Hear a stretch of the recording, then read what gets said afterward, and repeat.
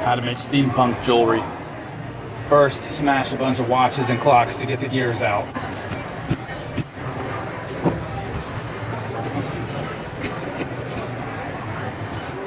Try to remove as many of the nuts, bolts, and washers from your appliances as you can because they have extras and you don't really need them all.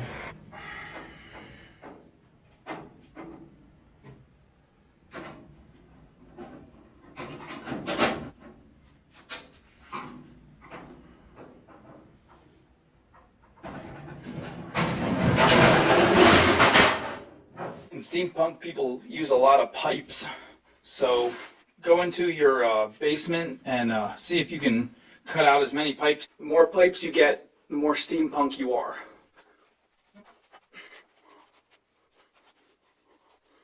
So steampunk. Steampunk scarf. You're gonna need steam. And you gotta be a punk. Hey, what are you looking at my girl for? I don't care if she's not my girl. What are you looking at her for? Hey, why are you touching my car, man? Okay, so I don't care whose car it is. Why are you touching that car? You shouldn't be touching that car, man. I'll whoop your, I'll come down there right now and whoop. Okay, no, okay, it's all right. And jump rings of various colors, shapes, and sizes. To make jump rings, you're gonna need to dig into the mountain, get some ore of different metals, and you're gonna have to learn how to smelt it and shape it and form it into long stretched out wire and then coil it, cut it. It might take you 20 or 30 years, but after you do that, you can continue to the rest of this video. You should probably pause it until then. Or you could just buy everything. Now that we have all our materials, let's begin. So there's a few things you want to think about. One is balance. 2 is how do you want these pieces to hang. 3 is weight. You don't want to go too heavy. So it's good to kind of line it up first. You also want to be careful, even if your earring isn't too heavy, if it's really long and a little bit heavy, the swing it could have on an ear can add to the feeling of heaviness, and you don't want people to be uncomfortable or have their ear get sore. And then what size jump rings do you want? How far apart do you want them to be? They can be close, they can overlap even. You can have multiple pieces.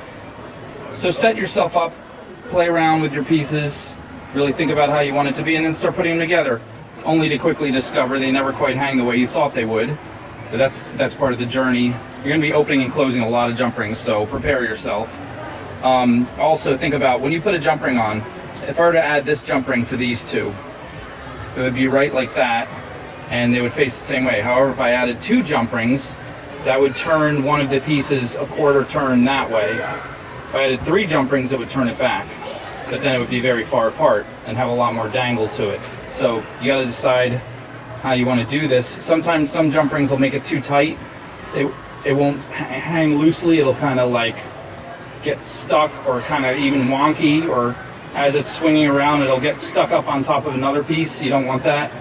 So these are all things to think about. I'm just going to make a few here. It's really not much explanation after that. It's basically opening and closing jump rings. Remember, jump rings always open and close like this, like a door. You never open or close any loop in jewelry, jump ring or otherwise, like this, because then you will warp it and you'll ruin the shape of the perfect circle or the perfect loop that it's in.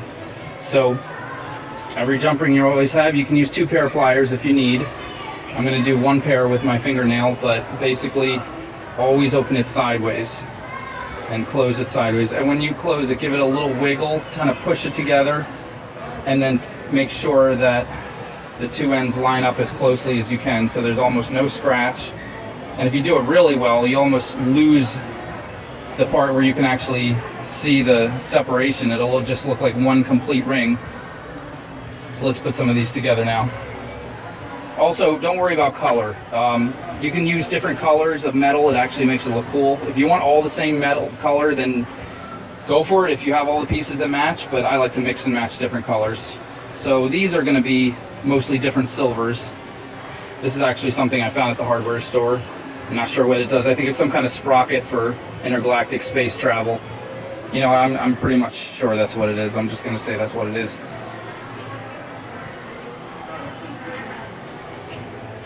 Your earring hook will often have a very tiny loop, and it may not fit in your top piece, which would be nice if it just fit right in. Don't try to squeeze it and force it, because then you have a piece that might get stuck and won't dangle, or you might just break it. Instead, try adding 2 little jump rings. Why not 1 jump ring? Well, if you had 1 jump ring, it's going to turn sideways, and then your entire piece sticking out of someone's ear is going to look like that instead of like that, where you see the whole front of it. So I have seen people, they'll take this loop right like this and they'll actually turn it a quarter turn to make up for that. So then you only need 1 jump ring. Be careful, because again, these, depending what they're made of, these earring hook pieces break pretty easily if you bend them too much. They're definitely not copper, some other kind of base metal. There you go. So I added a medium-sized jump ring, a small jump ring, and then the earring hook. And that way, when all is said and done, this piece will hang about like that. Like that. Of course, it's going to spin all around, which is also fun. Here's our next setup, and these 3 I'm going to treat like as if they're beads. So the same way we would put 3 beads together, we're going to get some 18 gauge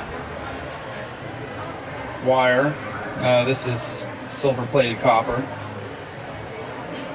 And let's do one end at a time. Bend a right angle, make a loop. I'm going to make the loop kind of big so that you make sure that it's going to go through. It's going to hold but not go all the way through. Alright, so that's good. And now we're going to bend the other one to a right angle against that. I took way too much, so I'm going to cut it off. And then with our round nose pliers, roll, reposition, roll, roll. I'm going to try to make a big loop. And we want it to go right in there. And you play around with it, but you should get it right like that so they don't move up and down. They're pretty solid. And then we could just do jump ring, and we're good for that one.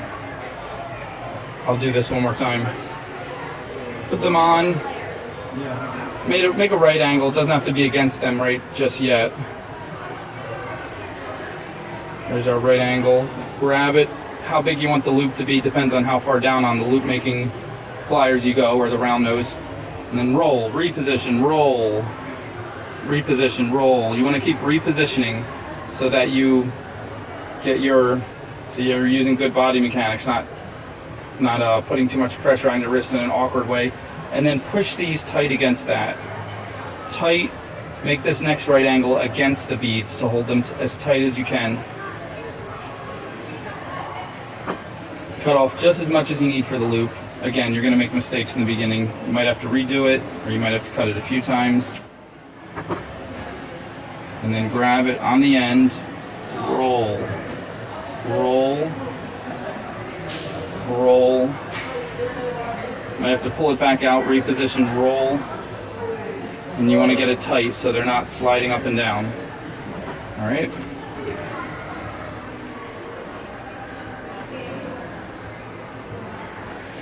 I did these 2 different ways to show you the variety that you can do, all the different options you have. And this one, this antique brass one is overlapping. It's kind of cool. And then the antique copper one is overlapping right there. And this one, I have the overlap here, but here I left this open and I hung the antique copper up higher. So, of course, this wouldn't make a set. You'd have to decide which way you like better. Do you like it more open here? Or do you like a double overlap? But you can have a lot of fun with this, is the point. You can double and triple and quadruple these washers. Just make sure you don't get it too heavy for the ear.